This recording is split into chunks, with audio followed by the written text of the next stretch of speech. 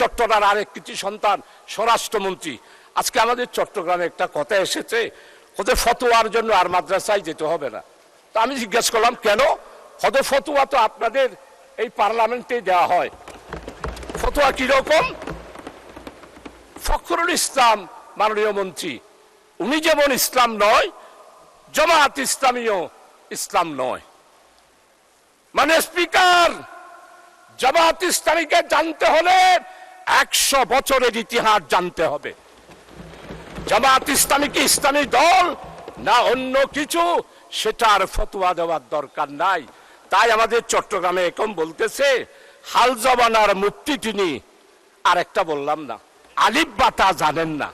মানে স্পিকার, আমরা ফতোয়ার জন্য আর হাটহাজারে যাব না, ফতোয়ার জন্য পটিয়াও যাব না, ফতোয়ার জন্য লালবাগেও যাব না। আমাদের এই মহান পার্লামেন্টে জামাত ইসলামীকে ইসলামী দল নয় বলে যিনি বলেন, তার কাছ থেকেই আমরা ফতোয়া নেব।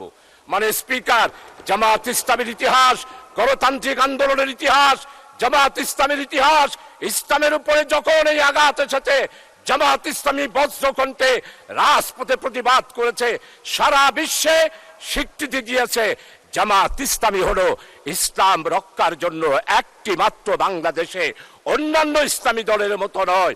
জামাত ইসলামী গণতান্ত্রিক, নিয়মতান্ত্রিক, মানুষের অধিকার প্রতিষ্ঠার জন্য, ওয়েলফেয়ার স্টেট কায়েম করার জন্যই জামাত ইসলামী।